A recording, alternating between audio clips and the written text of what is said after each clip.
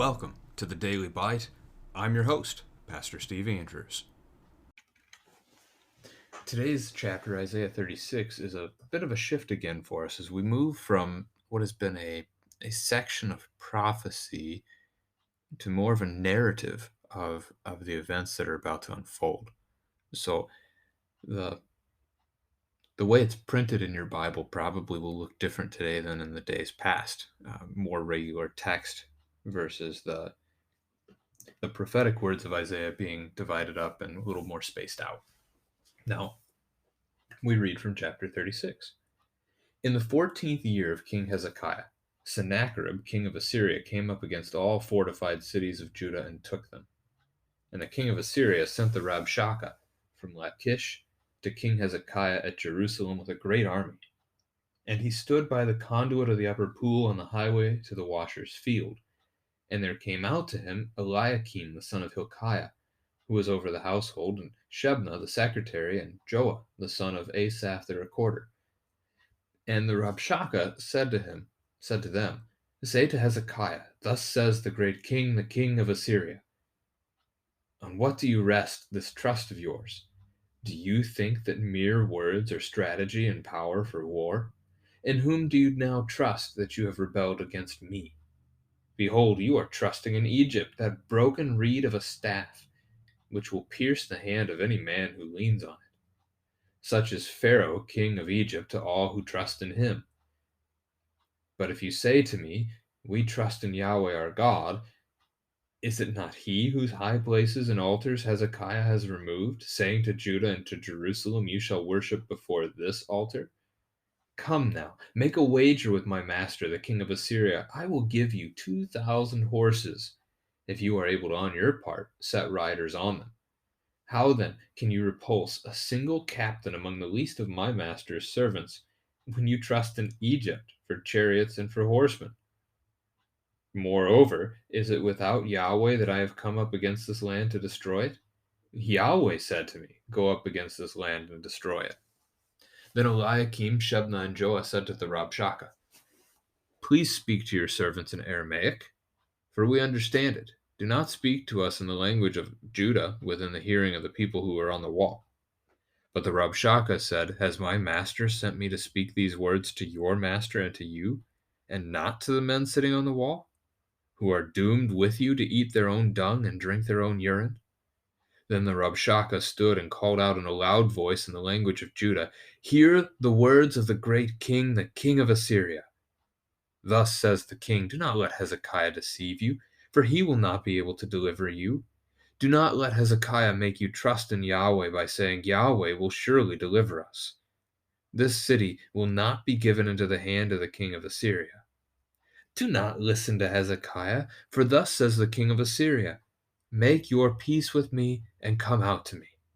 Then each one of you will eat of his own vine, and each one of his own fig tree, and each one of you will drink the water of his own cistern, until I come and take you away to a land like your own land, a land of grain and wine, a land of bread and vineyards. Beware lest Hezekiah mislead you by saying, Yahweh will deliver us. Has any of the gods of the nations delivered his land out of the hand of the king of Assyria? Where are the gods of Hamath and Arpad? Where are the gods of Sepharvaim? Have they delivered Samaria out of my hand? Who among all the gods of these lands have delivered their lands out of my hand, that Yahweh should deliver Jerusalem out of my hand? But they were silent and answered him not a word, for the king's command was, Do not answer him. Then Eliakim, the son of Hilkiah, who was over the household, and Shebna the secretary, and Joah the son of Asaph, the recorder, came to Hezekiah with their clothes torn, and told him the words of the Rabshakeh. So in our text today, we begin with the 14th year of Hezekiah. It would have been 705 BC. Sennacherib invades Judah. So Sennacherib's king of Assyria, which is the major power of the world at the time. They were out east of the Jordan River by a decent distance. But they had conquered a significant part of the land. And now, according to verse 1, they have taken all the fortified cities of Judah. They are a mighty military power, numerous army. And so the king sends his Rabshakeh, which is not a name, it's a title. The Rabshakeh was the official cupbearer of the Assyrian king. He sends him from Lachish, which is about 20 miles to the southwest west of Jerusalem. And that should tell you something too. Assyria, again, is out east of Jerusalem, but they have so invaded the land that Sennacherib, the king of Assyria, currently is sitting in Lachish, west of the capital that he's attacking, on the other complete other side.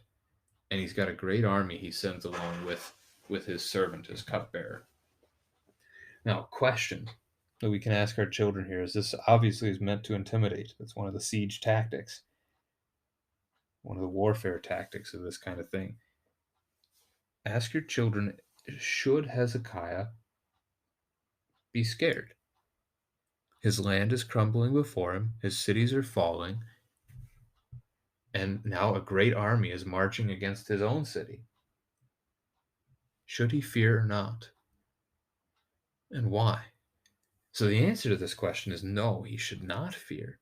That's hard for our mind to wrap around, but it's the answer. God teaches us that we should not be afraid. Even if the Lord wouldn't have fought for Hezekiah, we are to put our trust in Yahweh, and he will save us in the end, even if it's not from the earthly strife. He will save us from sin, death, and the devil. We will live with him forever. So even if he had crushed Judah and killed Hezekiah, Hezekiah would have gone to be with the Lord. That's the promise that we have and cling to. That is our hope. But here, even more specifically, God is going to care for Hezekiah. He's going to save Hezekiah and spare the city of Jerusalem from the hands of Sennacherib. That is a promise. This account gets detailed more in the book of Kings, 2 Kings specifically.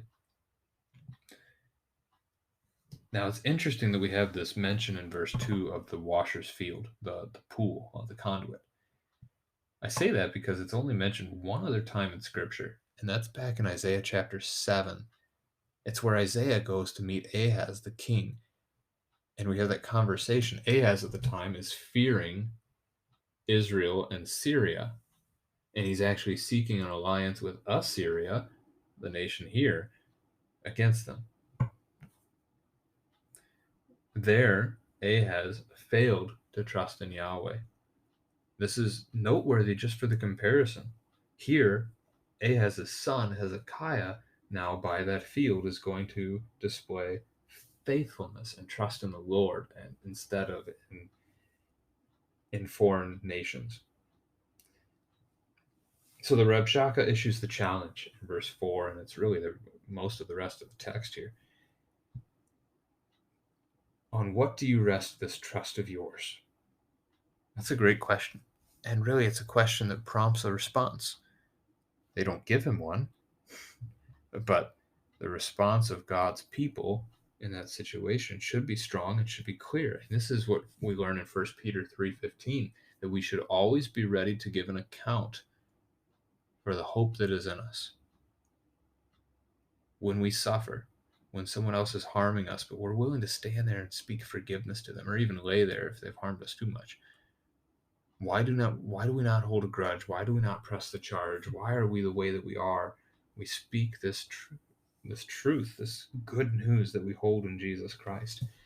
Here, Hezekiah has the chance to bear witness to the trust, the faith that he has in Yahweh as his deliverer.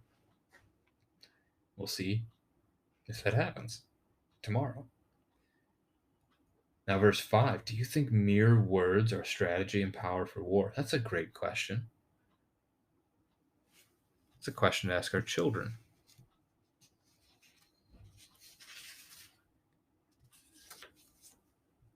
What can God do with mere words?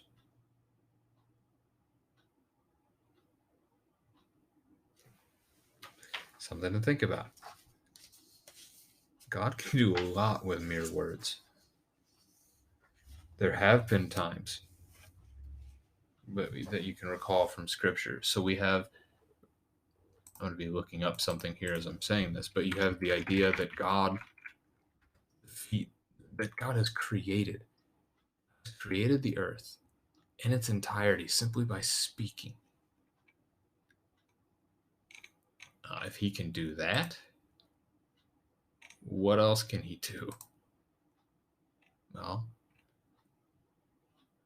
God has delivered us. He has rescued us. He has spared us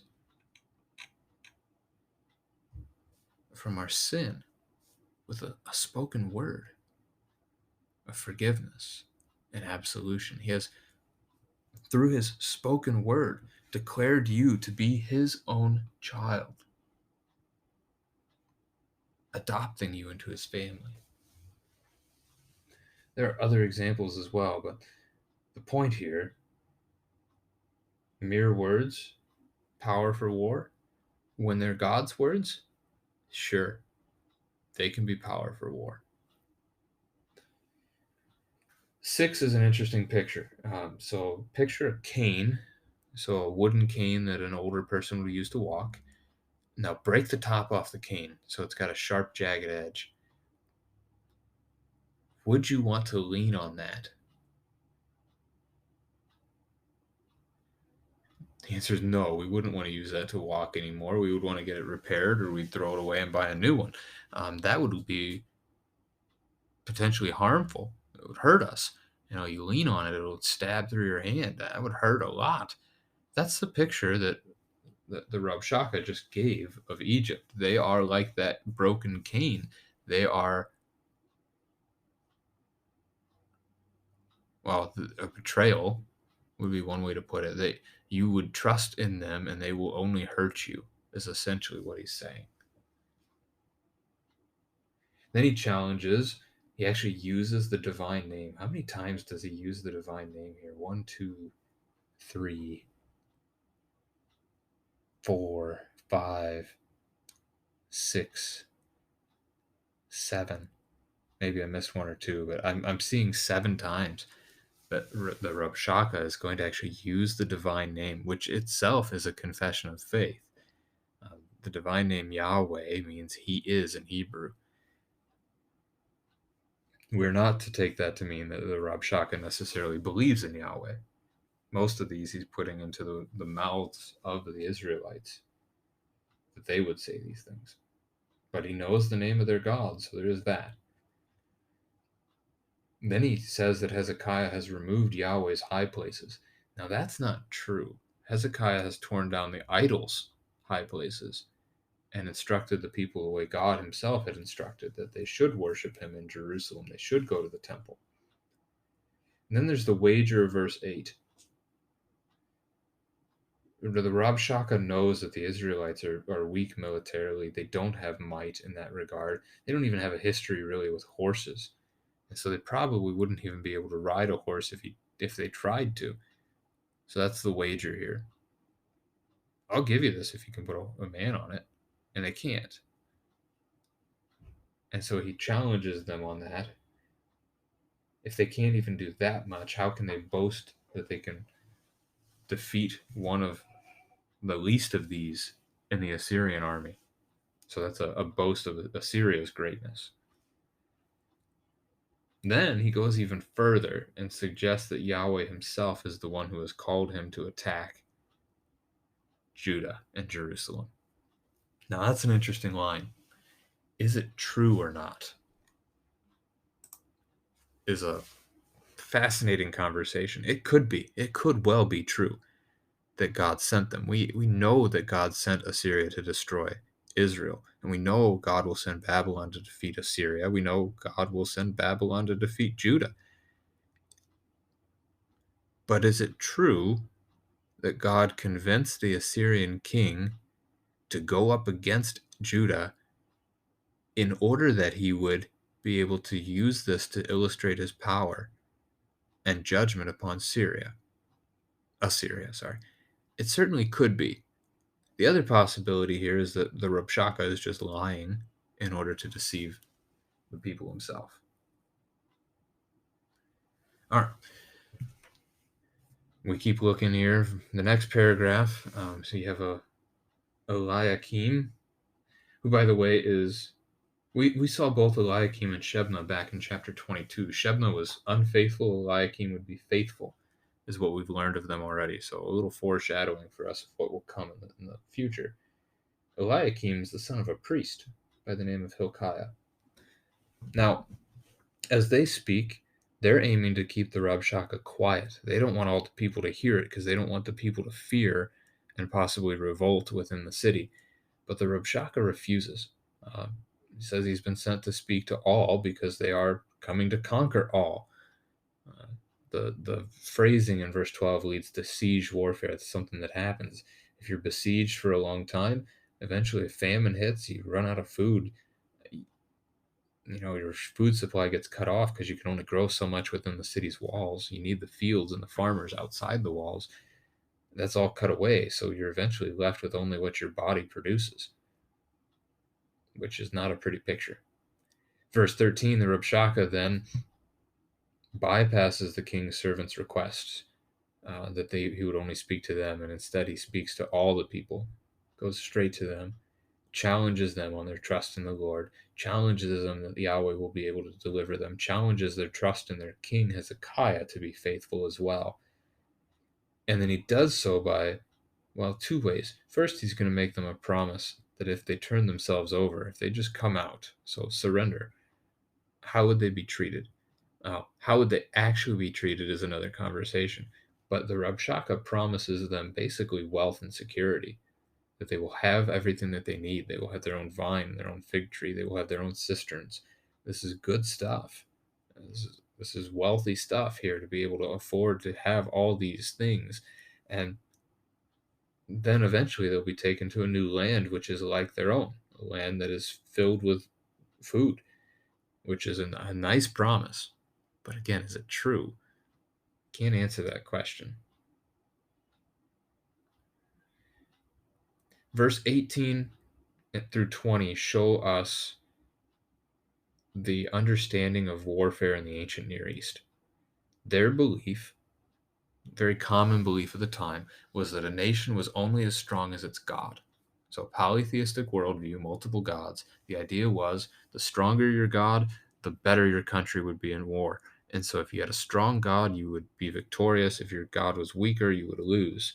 And that's what the Rabshakeh is speaking like here as he delivers the message from Sennacherib. The idea is, the cities in Syria, Hamath, Arpad, Sepharvaim, we've crushed all those. Their gods were nothing. Everywhere we've gone, we've been victorious. Why should you be any different? Why should your God be any different? That's the boast of the Assyrian king. And so the question we can ask our family with this is the same question. Why would their God, why would Yahweh deliver them from Assyria? Why can they trust that? And the answer to that is our God is the only God. These other gods, these other false gods of Hamath, Arpad, Sepharvaim, Samaria, etc., they don't exist. So no, they couldn't actually strengthen the soldiers. They couldn't fight for the soldiers. They weren't there. They're made up. They're make believe. Whereas Yahweh is the only God, the one true God who has created all things. He will support and care for his people. Now there's some strength here in 21. They actually stayed silent. They didn't respond. They took the king's word and they obeyed it and they stayed quiet. It's impressive. But the three who had been there, the messengers for the king here, the servants, Eliakim, Shebna, and Joah, return with clothes torn.